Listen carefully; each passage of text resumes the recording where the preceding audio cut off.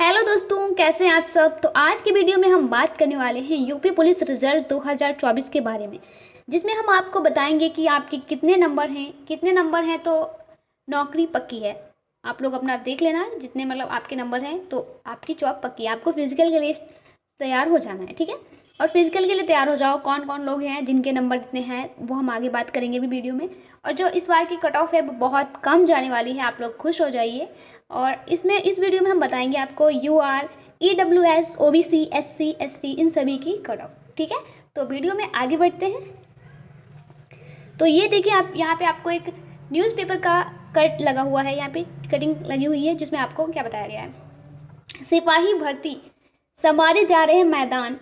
जो आपके मैदान है दौड़ लगाने के लिए, रनिंग करने के लिए, वो संवारे जा रहे हैं। दुरुस्त हो रहे उपकरण और उपकरणों को ठीक किया जा रहा है, ठीक है।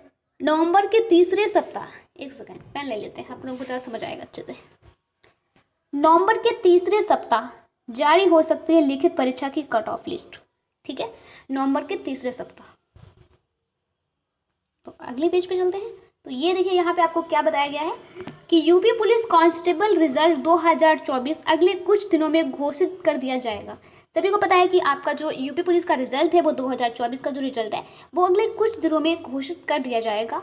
मीडिया रिपोर्ट के मुताबिक यूपी पुलिस सरकारी रिजल्ट 28 से 24 नवंबर 2024 के बीच किसी भी दिन जारी किया जा सकता है।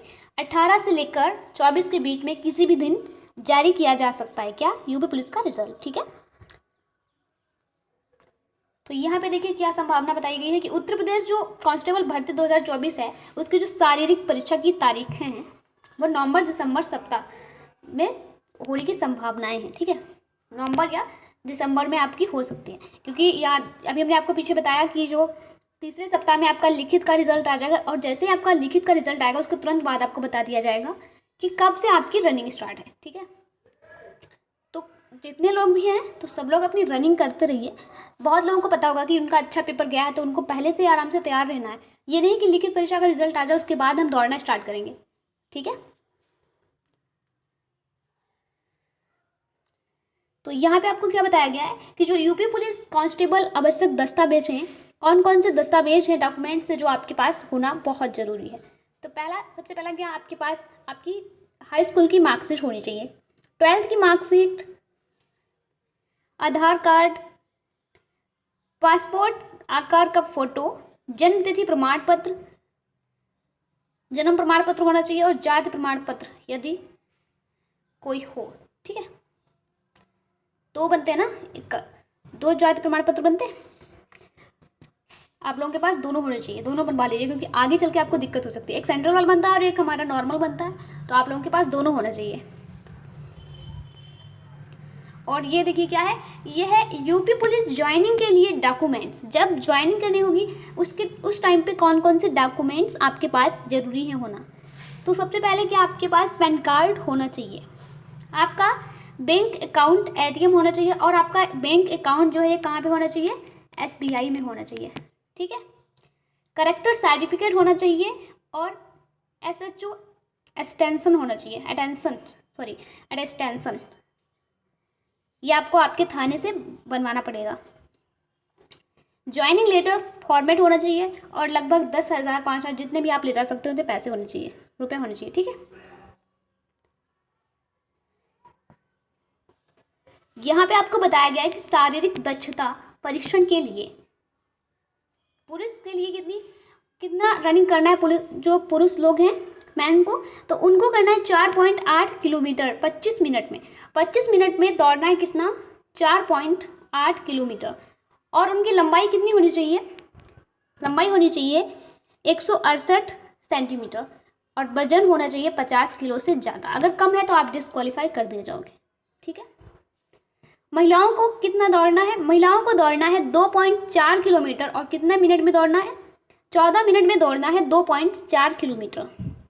महिलाओं की लंबाई होनी चाहिए 152 सेंटीमीटर, और उनका वजन होना चाहिए 40 किलो, ठीक है।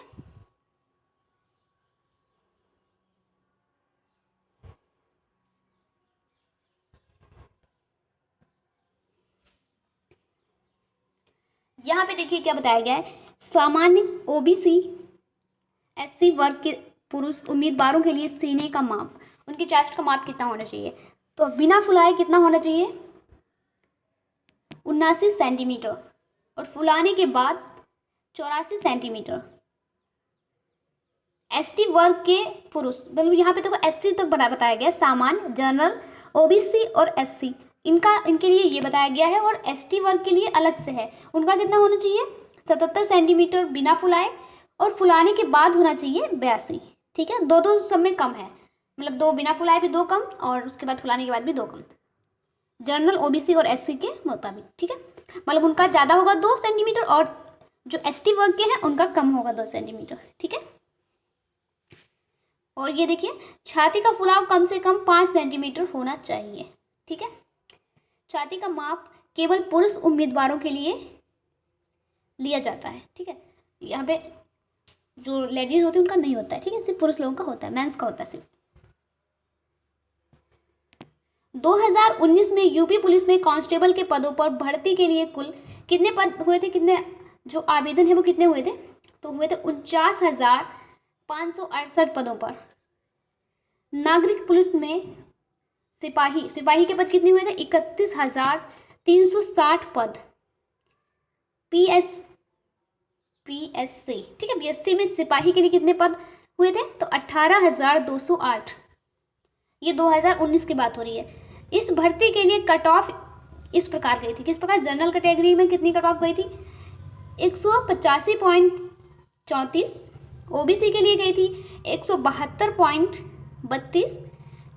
SC के लिए गई थी 145.39, और ST के लिए गई थी 114.19।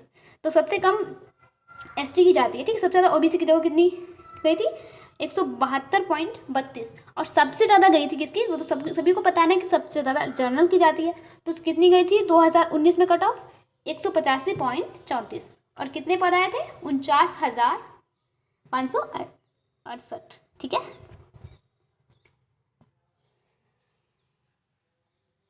और ये देखो फिजिकल कट ऑफ 80-90 था जनरल का, EWS का था 75 से 85, OBC का 70 से 80, और SC का मतलब उसमें 10 बढ़ जाएगा। ठीक है,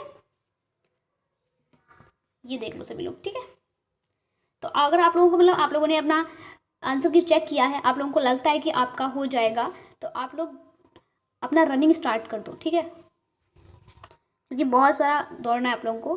कितना दौड़ना है भी हमने आपको पीछे बताया कि 4.8 किलोमीटर आपको दौड़ना है। और ये है आपका नॉर्मलाइजेशन का जो सूत्र होता है। ठीक है, जिसमें सूत्र क्या है आपका कि जो 300 गुणे विद्यार्थियों द्वारा सही प्रश्न, और शिफ्ट में कुल सही प्रश्न।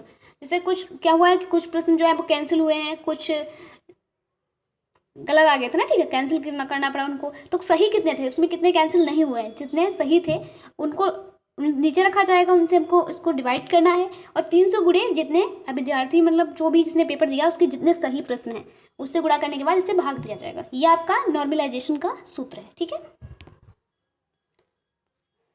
तो ये आप एग्जाम्पल देख लीजिए जिससे आप निकाल सकते हैं, अपना नॉर्मलाइजेशन कर सकते हैं। ठीक है, तो इसमें क्या देखो 25 अगस्त को जो सेकेंड शिफ्ट में 4 प्रश्न गलत हैं। जो 25 अगस्त को पेपर हुआ था सेकेंड शिफ्ट में, उसमें कितने प्रश्न गलत थे? तो उसमें 4 प्रश्न गलत थे, और सही कितने थे? 146 प्रश्न। उस शिफ्ट में बच्चा अगर 91 सही तथा 26 गलत करता है तो उसके मार्क कितने होंगे?